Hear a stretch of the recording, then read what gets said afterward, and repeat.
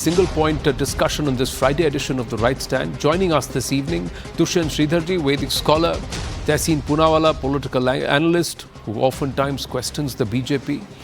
Sumanth C Raman, again political analyst and commentator, joining us from Chennai. Ajay Alok, national spokesperson of the BJP, and Neeraj Atri, author. Namaste, Jai Hind, Jai Bharat to everybody. Thank you very, very much, and pleasure to see you all. And let's hope we have a very, very constructive, civilized debate and discussion with a very, very august panel. And it's only one single debate, so everybody will get their talk time. And let's hope we have arguments and the counter and not one speaking over the other. It's my humble request. Let me start with you, Dushyanth Sridharji. How would you see this? Is this being done deliberately? Is it because of an inherent hatred towards the Sanatana Hindu way of life and Hindu deities? Or is it to try and create a counter polarization and consolidate votes of those who these politicians believe will consolidate if Hindutva is bashed? Namaskaram, Anand. Namaskaram to all my fellow panelists. Very quick points. I am not a political analyst, so I would not be able to tell whether it is done only for political purposes, because it is well known, even some of the ministers and people from the first family of the Dravidian party of Tamil Nadu are extremely devout and visit temple after temple. So I don't know if they're doing it purposefully or they have a different intent. But Anand, this vilification of the religion, burning of the books, abusing the devatas of Sanatana Dharma has been in the last 50-60 years in the state of Tamil Nadu. This is not something new to the people of Tamil Nadu, just that the media channels are taking notice of it. One. And point number two, these politicians have, I don't know if I can use the word, it's like a toolkit. So first they would say that Sanatana Dharma and Hinduism, they have to first arrive whether both are one and the same. To me, Sanatana Dharma is Hinduism. I have a plethora of evidences to state. But first they will confuse the commoner, stating that Sanatana Dharma and Hinduism are different. Now if you ask them what they are, then they will say that the word Hindu or Hinduism never existed. Then if you go to the point of Sanatana Dharma, they will say that it is all about Brahminical patriarchy, it is all about Brahmanism. Then if you ask them, okay, you talk about Brahmanism, then they'll support the person who says, I'm a Janedhari Brahmin. And then finally they'll end up burning books. So in Nyaya Shastram, in simple logical reasoning of Sanatana, in Hinduism that we believe in Sanatana Dharma, they are logically untenable, the statements are. And there is also a mistake with respect to the commoners. See, I'm attached to no political party. I may have a leaning, but I'm not attached to a party. But I can say with full confidence, Anand, that we voters also are at mistake. Because we believe that the civilizational ethos and the belief that a party has in the civilization doesn't matter to the voter. So we believe that as voters have to just be concerned about the water, the electricity connection and all of that. No, it is also about whether you respect the religion of this land. And because of this attitude in a section of the voters, these political parties take the sentiments of the Hindus at large for granted. And finally, one point, Anand, because there are other panelists waiting. Yes, there are certain religions in their holy text itself, they have plethora of lines stating that this is blasphemy and that is blasphemy. Sanatana Dharma or Hinduism largely gives space for criticism and critiquing, but not for such dirty third-rate abuses.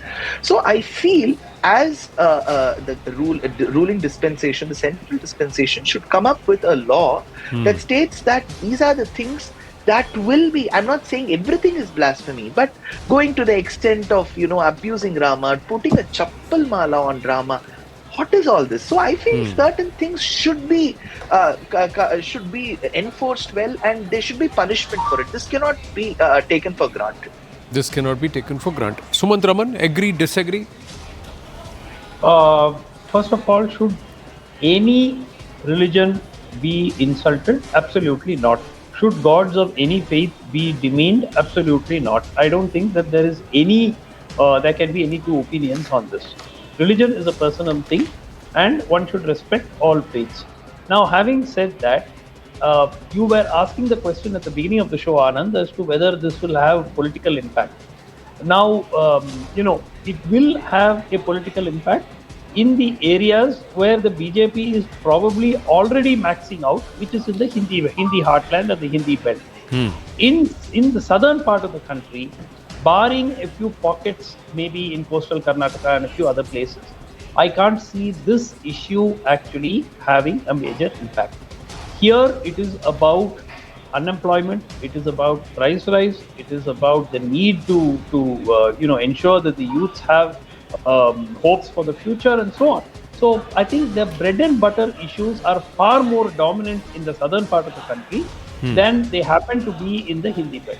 And I'm sure that this I believe did have some impact, because the BJP effectively campaigned, including the Prime Minister, campaigned on this issue in Madhya Pradesh, Rajasthan, Chhattisgarh and so on. And we all know what the results of those state elections were. So in those areas, yes, I do believe that the remaining impact would be seen, but across the country, would it be seen? I don't think so. So I think that also the very fact that we are going on and on and on with this without focusing on adequately on the bread and butter issues, which we don't want to actually take up for discussion for whatever reason, means that this issue beyond a point, yes, people do not want Sanatana Dharma to be insulted. They do want it to be respected. But 24/7, by 365, going on and on and on about it, there will be a saturation point beyond which people will say, can we talk about... September 2023, Udayanidhi Stalin was the one who spoke on a platform that was erected to take on Sanatan Dharma, eradicate... No, I didn't interrupt you. Now hear me out. Yeah. Was the BJP the one that could put that platform up? No. Stalin's birthday, who goes out and says Ram and idiots, etc., and then attacks the concept of a nation? It is Andimuttu Raja of the BJP, of the DMK. Was it Andimuttu Raja of the BJP, sir, who did it? Is it the BJP that came out and said it? Who is it that turned around and said that this is how we need to speak about in Bihar? If the former education minister of Bihar, was it a BJP person who told Swami Prasad Maurya to say what he did about Ram and Ramcharitmanas? Across the board, if you believe that the agenda has got to be Vikas, development, issues of people and not about religion, who is it then who's making these statements and saying we need to eradicate it like dengue, malaria and HIV and equate it with Anand. HIV? Is it the BJP which is doing it? Then if it is for the DMK, then why is the DMK doing what it is doing? The DMK has been doing what it has been doing, which is exactly the same thing, only for the last 50-60 years. You are from Tamil Nadu, you know very well what the DMK has been doing since the 1950s and 60s, right? So you are well aware of it. Now it is convenient to take this up, and of course, are they right? No, absolutely not. Should they be condemned for it? I agree 100%, they should be strongly condemned for it. And any sane person should disassociate themselves from those remarks, which I do believe that the Congress party has not done enough of. So, in fact, Mr. Rahul Gandhi should have categorically come out and said, look, we don't agree with this, which has not happened. So I do blame the India Alliance for not distancing themselves. Now, is there a reason why they are continuing?